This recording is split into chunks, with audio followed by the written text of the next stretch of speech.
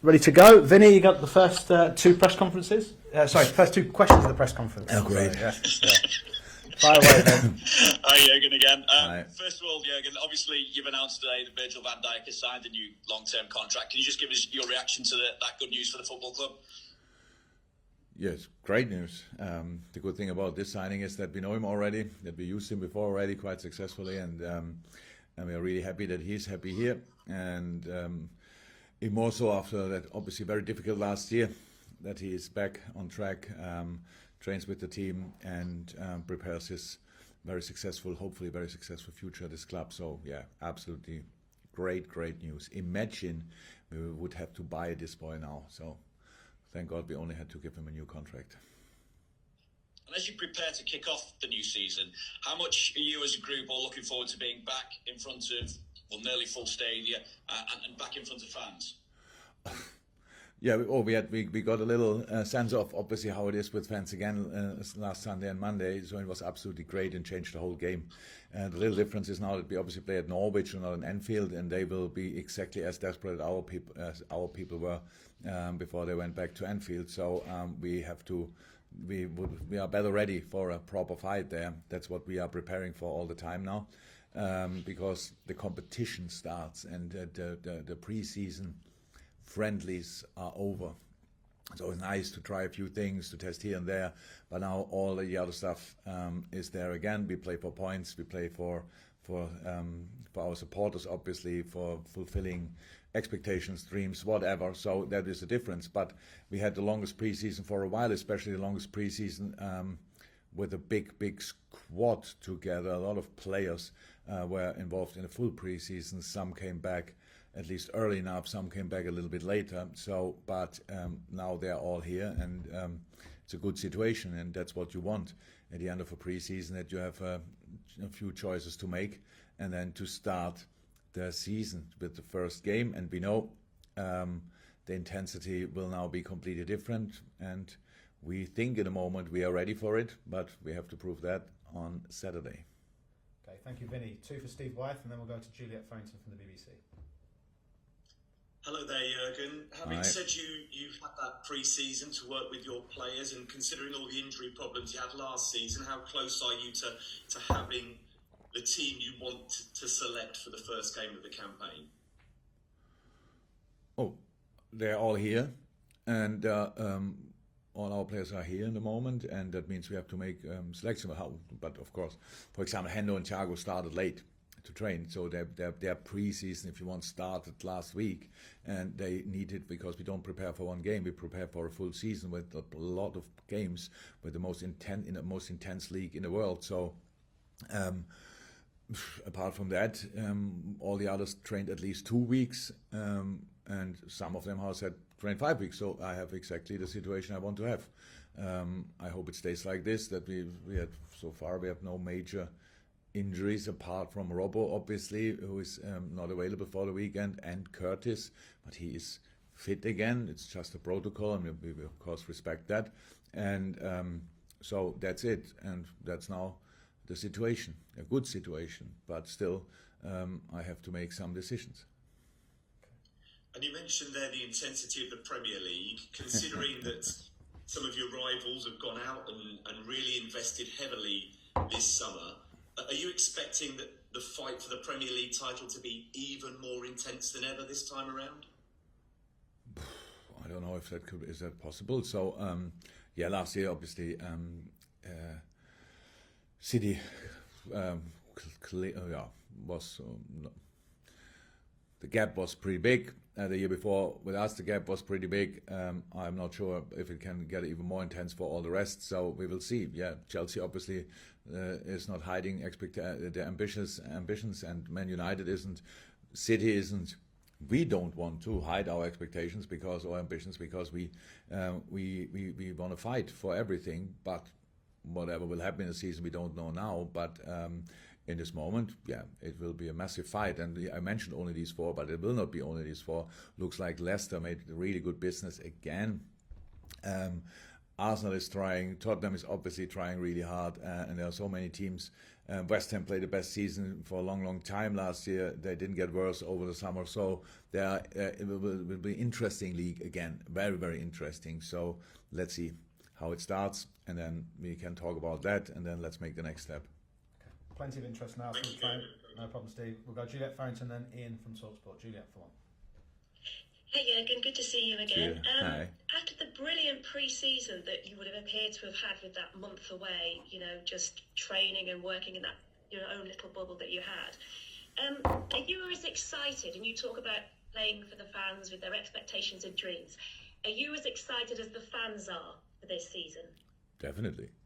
We had exactly the same time we were waiting exactly for the same amount of time. So I had 4 weeks preseason training, which is absolutely great, or 5 weeks, which is absolutely great, and I love that, and it's the best part of the season actually, because you can work on all the things you want to see later in the season, and it was good, but unfortunately, I'm pretty sure that the preseason of Norwich or the other teams was not bad as well. So they will be really good prepared as well. So that's good. So the most important thing is that you are ready for the competition then. And there's a completely different intensity to preseason games, obviously, which we have now again in the Premier League. Everything together, missing a chance in a preseason friendly is not a problem. It's always easy to explain. We had a hard session before yesterday and stuff like this. Now we should be rested. I don't expect 100%. I expect 100%, the available 100% tomorrow. That means I want us to develop during the season to reach a specific point, our absolute peak, and keep that then going for the full season. But I expect the available 100% for tomorrow, and that's a lot.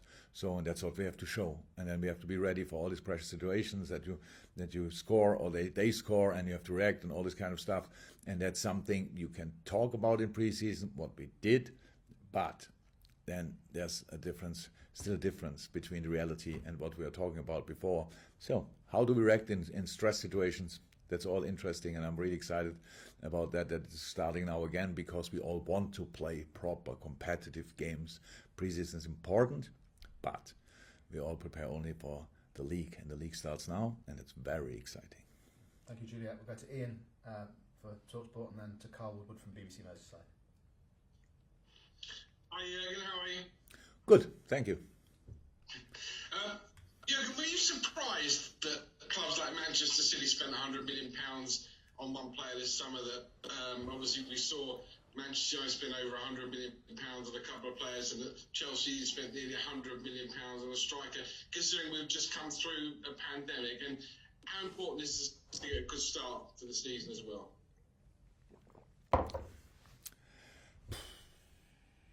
February 2020, when the pandemic started, and nobody knew how long it will be, and on. I was hoping, obviously, that it's over in a month, in 2 months, whatever. Now we are so much smarter, we know so much more about it, and it's still difficult time. So it was for everybody. It was for football clubs as well, obviously for different reasons, and that's probably the reason why you asked me if I'm surprised. No, because these clubs don't depend on this kind of things. I think it's just not. We all know the situation of Chelsea, and we all know the situation of City, and we all know the situation of PSG, for example. What United is doing, I don't know exactly how they do it, but we have obviously our way to do it, and that's what was always the same. Since I'm in, it was always the same. We can spend, and we are allowed to spend the money we earn. That's what we always did. So this year we spent already before we earned money with Ibu Konate, because after last season it was obviously clear we cannot take any risk in this position at all, and that's it. And that's our situation, and it's not about me being surprised. I'm never surprised about the financial power of Chelsea or City or United. I'm long enough in the country to know that they always find a solution to do these kind of things, and for us, it's our way. So we keep the team together. That's an important part of business as well. I know it's not that as exciting as it is with signing new players for the outside world, but it looks like always the summer is always the same. People think if you don't sign, you don't work. That's not the case. We are constantly thinking about the presence, or the past not so much, the present and the future. So short term and long term, what do we have to do? What can we do? How does the look? How has the team to look this year? How will it look next year, and all this kind of stuff? And that's the situation. So maybe not the most exciting, but if you are a real Liverpool fan, you are really happy about the news the club delivered in the last few weeks. So signing Alisson Becker until I don't know when. The same with Trent Alexander-Arnold, Fabinho. Who else did? Sorry. Oh, Virgil, yeah, obviously only recently. So, and others will follow, so that's great. That's absolutely great news, but it's just not as spectacular out there, obviously, seen as it was. But if other teams wanted to sign these players, they would have to pay a lot of money, and we have them already, so that's good. So now we have a really good squad together. We should be in a better situation than we were last year, so let's try to build on that, what we achieved last year, and let's see where we will end up.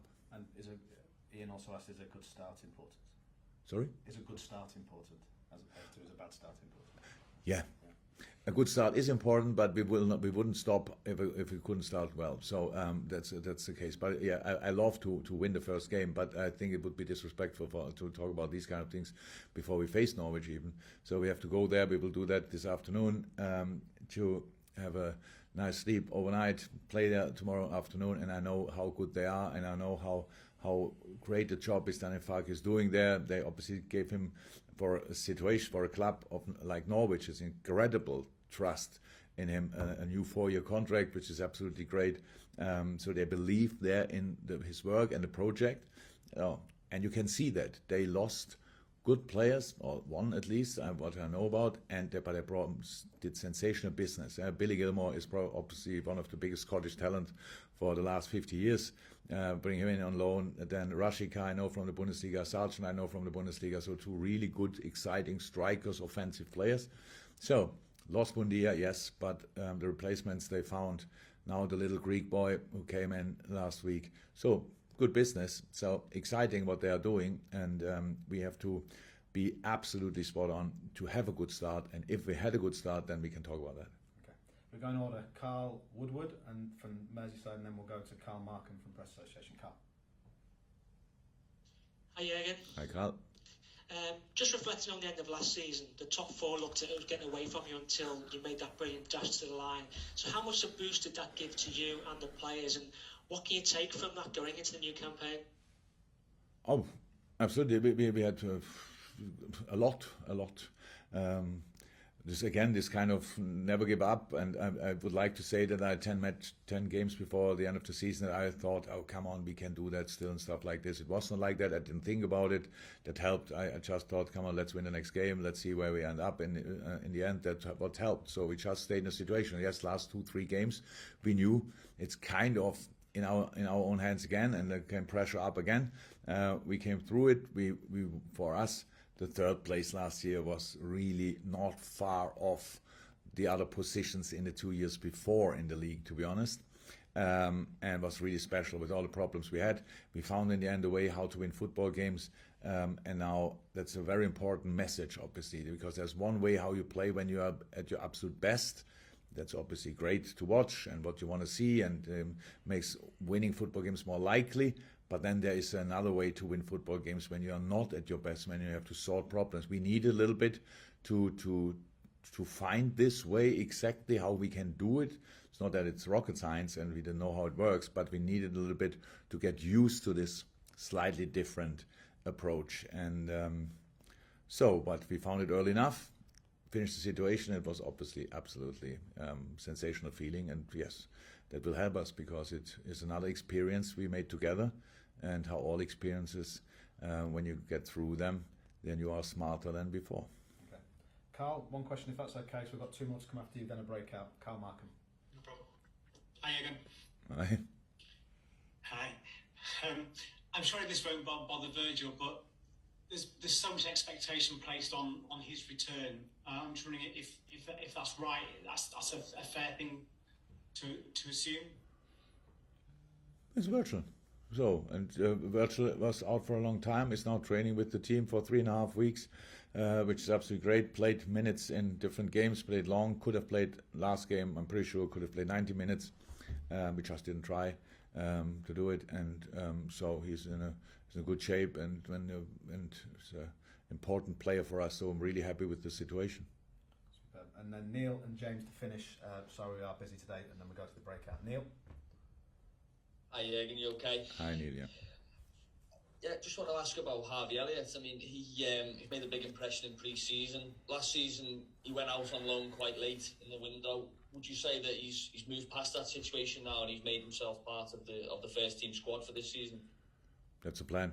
That's the plan. He showed up in an exceptional way. He was not the only one, but of course Harvey's only 18, so it might be really exceptional. The only problem Harvey has, we don't treat him like an 18-year-old boy, at least not in training sessions or on the pitch, because it's just his football is pretty mature in a lot of moments.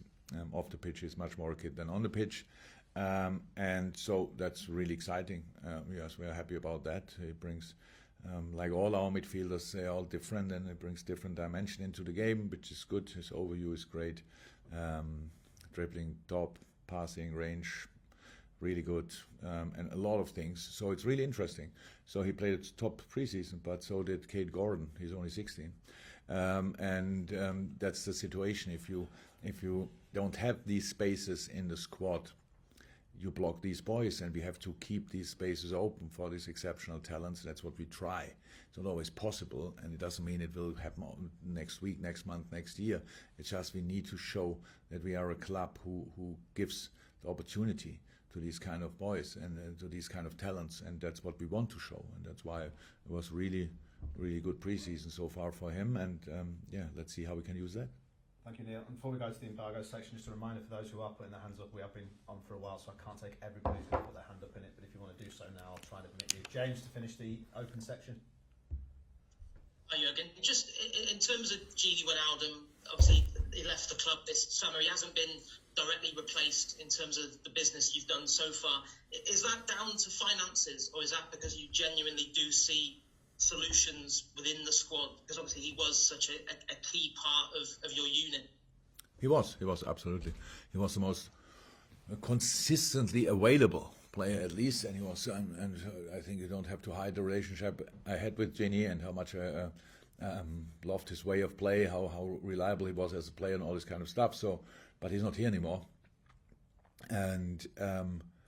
So now you tell me if you would sign a midfielder, and then tell me the name and I think about it. That would be really interesting. No, just to say we can count our midfielders, and then you tell me we need to replace Gini Wijnaldum.